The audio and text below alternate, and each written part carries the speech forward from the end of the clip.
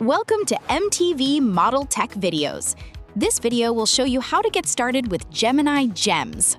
Rock on!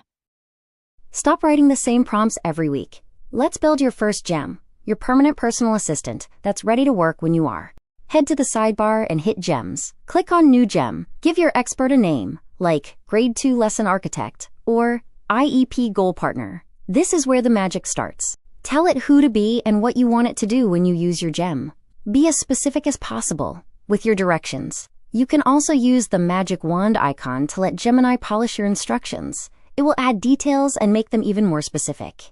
Tell it your grade level and upload your standards in the knowledge section. You could make one gem for each subject area or use just one and upload all of your curriculum guides. You can link files directly from your drive, which makes it so incredibly easy.